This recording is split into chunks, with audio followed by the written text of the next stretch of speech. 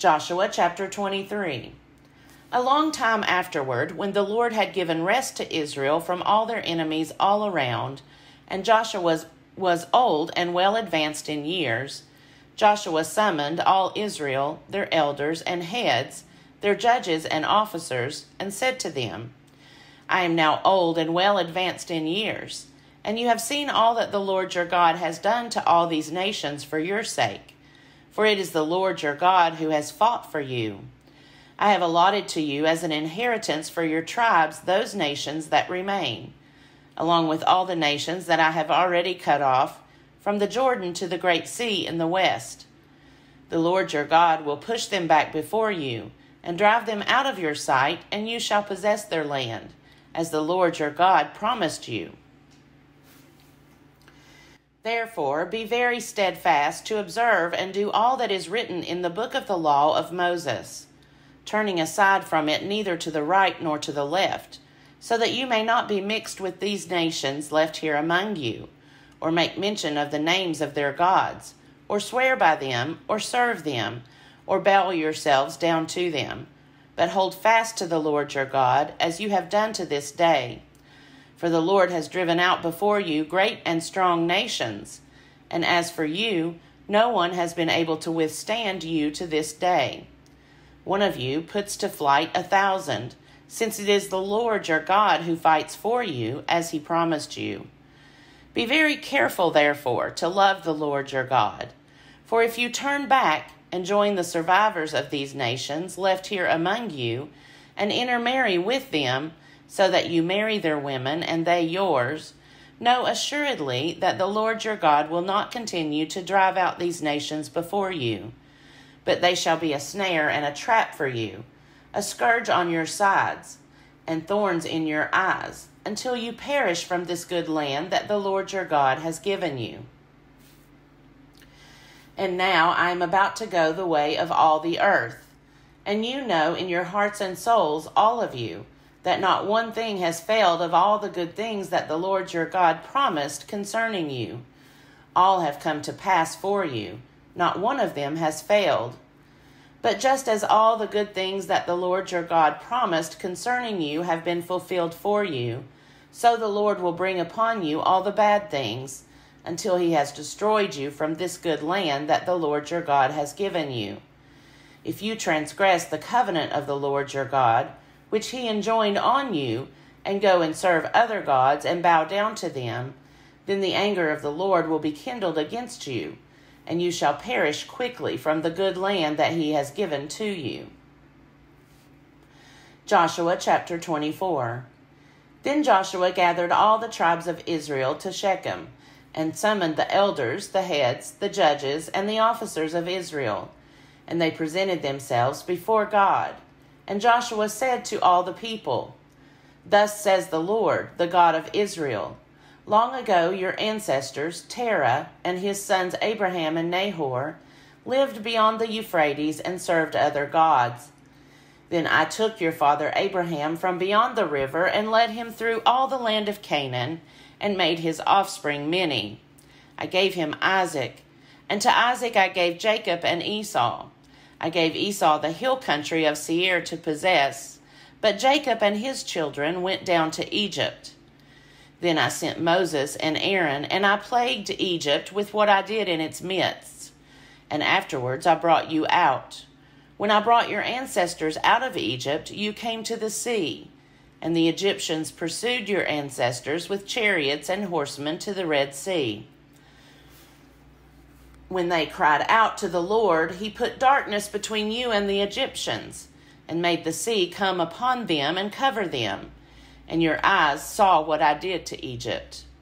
Afterwards you lived in the wilderness a long time. Then I brought you to the land of the Amorites, who lived on the other side of the Jordan. They fought with you, and I handed them over to you, and you took possession of their land, and I destroyed them before you. Then King Balak, son of Zippor of Moab, set out to fight against Israel. He sent and invited Balaam, son of Beor, to curse you, but I would not listen to Balaam. Therefore he blessed you, so I rescued you out of his hand. When you went over the Jordan and came to Jericho, the citizens of Jericho fought against you, and also the Amorites, the Perizzites, the Canaanites, the Hittites, the Girgashites, the Hivites, and the Jebusites, and I handed them over to you. I sent the hornet ahead of you, which drove out before you the 2 kings of the Amorites. It was not by your sword or by your bow. I gave you a land on which you had not labored, and towns that you had not built, and you live in them. You eat the fruit of vineyards and olive yards that you did not plant. Now, therefore, revere the Lord, and serve him in sincerity and in faithfulness. Put away the gods that your ancestors served beyond the river and in Egypt, and serve the Lord. Now, if you are unwilling to serve the Lord, choose this day whom you will serve, whether the gods your ancestors served in the region beyond the river, or the gods of the Amorites in whose land you are living. But as for me and my household, we will serve the Lord." Then the people answered, "Far be it from us that we should forsake the Lord to serve other gods. For it is the Lord our God who brought us and our ancestors up from the land of Egypt, out of the house of slavery, and who did those great signs in our sight. He protected us along all the way that we went, and among all the peoples through whom we had passed. And the Lord drove out before us all the peoples, the Amorites who lived in the land. Therefore we also will serve the Lord, for he is our God." But Joshua said to the people, "You cannot serve the Lord, for he is a holy God. He is a jealous God. He will not forgive your transgressions or your sins. If you forsake the Lord and serve foreign gods, then he will turn and do you harm and consume you after having done you good." And the people said to Joshua, "No, we will serve the Lord." Then Joshua said to the people, "You are witnesses against yourselves that you have chosen the Lord to serve him." And they said, "We are witnesses." He said, "Then put away the foreign gods that are among you, and incline your hearts to the Lord, the God of Israel." The people said to Joshua, "The Lord our God we will serve, and him we will obey." So Joshua made a covenant with the people that day, and made statutes and ordinances for them at Shechem. Joshua wrote these words in the book of the law of God, and he took a large stone and set it up there under the oak in the sanctuary of the Lord. Joshua said to all the people, "See, this stone shall be a witness against us, for it has heard all the words of the Lord that he spoke to us. Therefore it shall be a witness against you if you deal falsely with your God." So Joshua sent the people away to their inheritances. After these things, Joshua son of Nun, the servant of the Lord, died, being 110 years old. They buried him in his own inheritance at Timnath-Serah, which is in the hill country of Ephraim, north of Mount Gash. The bones of Joseph, which the Israelites had brought up from Egypt, were buried at Shechem, in the portion of ground that Jacob had bought from the children of Hamor, the father of Shechem, for 100 pieces of money. It became an inheritance of the descendants of Joseph. Eleazar, son of Aaron, died, and they buried him at Gibeah, the town of his son Phinehas, which had been given him in the hill country of Ephraim. Judges chapter 1. After the death of Joshua, the Israelites inquired of the Lord, "Who shall go up first for us against the Canaanites, to fight against them?" The Lord said, "Judah shall go up. I hereby give the land into his hand." Judah said to his brother Simeon, "Come up with me into the territory allotted to me, that we may fight against the Canaanites. Then I too will go with you into the territory allotted to you." So Simeon went with him. Then Judah went up, and the Lord gave the Canaanites and the Perizzites into their hand, and they defeated 10,000 of them at Bezek. They came upon Adoni-Bezek at Bezek, and fought against him, and defeated the Canaanites and the Perizzites. Adoni-Bezek fled, But they pursued him, and caught him, and cut off his thumbs and big toes. Adoni-Bezek said, 70 kings with their thumbs and big toes cut off used to pick up scraps under my table. As I have done, so God has paid me back. They brought him to Jerusalem, and he died there. Then the people of Judah fought against Jerusalem and took it. They put it to the sword and set the city on fire. Afterward, the people of Judah went down to fight against the Canaanites who lived in the hill country, in the Negeb, and in the lowland. Judah went against the Canaanites who lived in Hebron. The name of Hebron was formerly Kiriath Arba, and they defeated Sheshai and Ahiman and Talmai. From there they went against the inhabitants of Debir.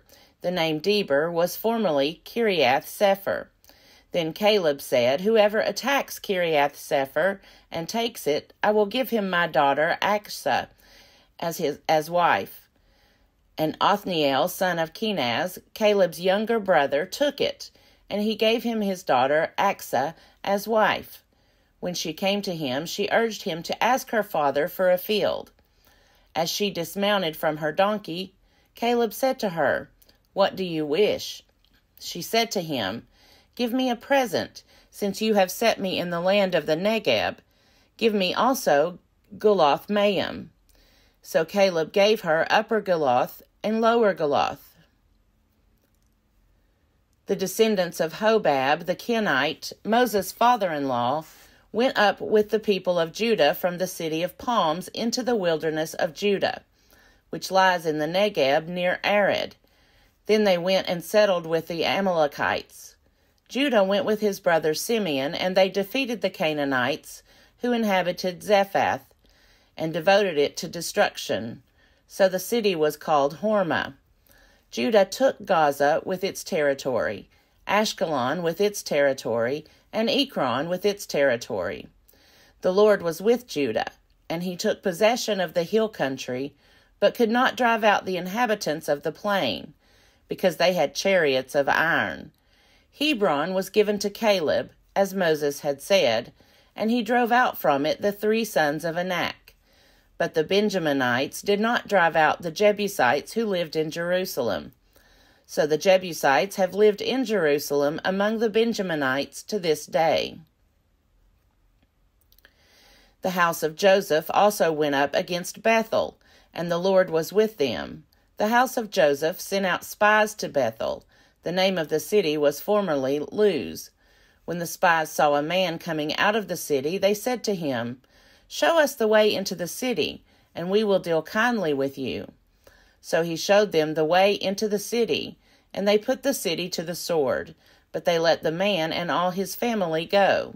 So the man went to the land of the Hittites and built a city, and named it Luz. That is its name to this day. Manasseh did not drive out the inhabitants of Beth-shean and its villages, or Tanakh and its villages, or the inhabitants of Dor and its villages, or the inhabitants of Ibleam and its villages, or the inhabitants of Megiddo and its villages. But the Canaanites continued to live in that land. When Israel grew strong, they put the Canaanites to forced labor, but did not, in fact, drive them out. And Ephraim did not drive out the Canaanites who lived in Gezer, but the Canaanites lived among them in Gezer. Zebulun did not drive out the inhabitants of Kitron, or the inhabitants of Nahalol, but the Canaanites lived among them, and became subject to forced labor. Asher did not drive out the inhabitants of Akko, or the inhabitants of Sidon, or of Alab, or of Achzib, or of Helba, or of Aphik, or of Rehob, but the Asherites lived among the Canaanites, the inhabitants of the land, for they did not drive them out. Naphtali did not drive out the inhabitants of Beth-Shemesh, or the inhabitants of Beth-Anath, but lived among the Canaanites, the inhabitants of the land. Nevertheless, the inhabitants of Beth-Shemesh and of Beth-Anath became subject to forced labor for them. The Amorites pressed the Danites back into the hill country. They did not allow them to come down to the plain. The Amorites continued to live in Har-Hers, in Ajalon, and in Shaalbim. But the hand of the house of Joseph rested heavily on them, and they became subject to forced labor. The border of the Amorites ran from the ascent of Akrabim, from Selah and upward.